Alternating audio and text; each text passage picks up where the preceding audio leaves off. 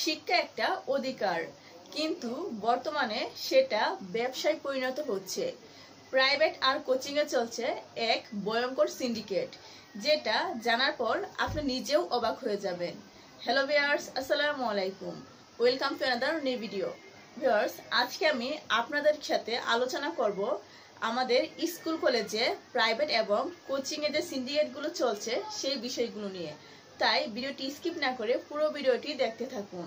বর্তমানে বাংলাদেশে প্রায় সব স্কুলগুলোতেই দেখা যায় যে শিক্ষকরা ক্লাসে ঠিক মতো পড়ান না, তারা ছাত্রছাত্রীদেরকে প্রাইভেট পড়তে বাধ্য করেন।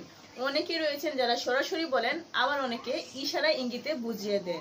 আর আমরা চিন্তা করি যে আমরা যদি প্রাইভেট কোচিং না পড়ি তাহলে আমাদের রেজাল্ট ভালো হবে না, এবং অনেক শিক্ষকরা বলেন যে ক্লাসে সময় কম পাওয়া যায়, তাই বাকিটুকু প্রাইভেটে বুঝিয়ে দিব। কিন্তু এখানে একটি প্রশ্ন থেকে যায়, আসলে যে স্টুডেন্টগুলো কিংবা যে ছাত্রছাত্রীগুলো তার কাছে প্রাইভেট না পড়ে তাদেরকে কে বুঝিয়ে দিবে?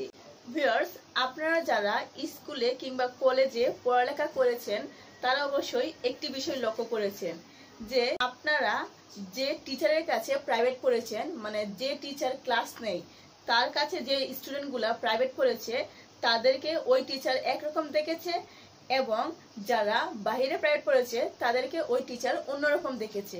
এবং যে স্টুডেন্টগুলো বাইরের টিচারের কাছে প্রাইভেট পড়েছে তাদেরকে ক্লাসে তেমন একটা মূল্য দেওয়া হয় না, মানে সেই টিচার তাদেরকে ক্লাসে অনেক অবহেলিত করে, এবং সেই টিচারের কাছে কিন্তু কোনো সময় সেই ছাত্রটা ভালো হতে পারে না।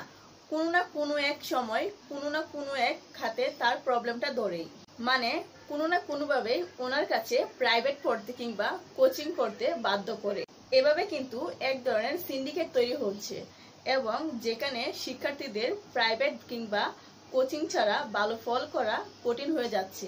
অনেক টিচাররা রয়েছেন যারা কিনা আগাম প্রশ্ন, নোট বা সাজেশনের লোভ দেখিয়ে তাদেরকে প্রাইভেট এবং কোচিং এ টেনে নিয়ে যাচ্ছে। এতে করে সবচেয়ে ক্ষতিগ্রস্ত হচ্ছে গরিব এবং মধ্যবিত্ত পরিবারের শিক্ষার্থীরা, কারণ সবাই প্রাইভেট এবং কোচিং এর খরচ চালাতে পারে না। অনেকের ফ্যামিলি রয়েছে যারা কিনা 4টা থেকে 5টা প্রাইভেট পড়ালে কিংবা কোচিং করালে তাদের কোনো প্রবলেম হবে না, কোনো সমস্যা হবে না। কিন্তু অনেক ফ্যামিলি রয়েছে যারা কিনা 1টা থেকে 2টো প্রাইভেট পড়াতেই তাদের অনেক টানাপোড়া লেগে যায়। আবার অনেক স্কুল রয়েছে যে স্কুলগুলোতে বাধ্য করে কোচিং করতে, মানে যদি আপনি সেই স্কুলে পড়েন, সেই স্কুলে পড়তে চান তাহলে আপনাকে কোচিং করতেই হবে। আপনার সামর্থ্যের মধ্যে হোক বা না হোক বাধ্যতামূলক সেখানে কোচিং করাতেই হবে। তারা বলে যদি ভালো রেজাল্ট করতে চাও তাহলে তোমাকে কোচিং করতেই হবে, এবং এই সিন্ডিকেটের কারণে কিন্তু শিক্ষা হয়ে যাচ্ছে ব্যবসা, এবং অবহেলিত হচ্ছে মধ্যবিত্ত গড়ের ছাত্রছাত্রীরা। একজন স্কুল পড়ুয়া শিক্ষার্থী, সে সকালে ঘুম থেকে উঠার পরে সে প্রাইভেটে যায়, প্রাইভেট থেকে আসার পর সে স্কুলে যায়, স্কুল শেষে তাকে আবার কোচিং করতে হয়, কোচিং করার পরে সন্ধ্যার দিকে তাকে আবার প্রাইভেটে যেতে হয়। তাহলে সে এখানে খেলাধুলার সময়টা কোথায় পেল? দেখেন, স্কুল লাইফ হচ্ছে এরকম যে একটা শিক্ষার্থী, একটা স্টুডেন্ট পড়ালেখা তো করবে এবং তার পাশাপাশি সে বিকালে একটু খেলাধুলা করবে, তাহলে কিন্তু তার মাথা এবং তার মন ফ্রেশ থাকবে। কিন্তু তারা যদি সারাক্ষণ প্রাইভেট স্কুল কোচিং এ পড়ে থাকে তাহলে তারা খেলাধুলার সময়টা পাচ্ছে না। তারা সারাক্ষণ প্রাইভেট স্কুল কোচিং এ যদি পড়ে থাকে, যদি একটা চাপে থাকে, যে বাইরের যে জ্ঞানগুলো সেগুলো কিন্তু তাদের মধ্যে ঢুকে না, এবং তাদের ব্রেন কিন্তু কোনোভাবে স্থির হয় না।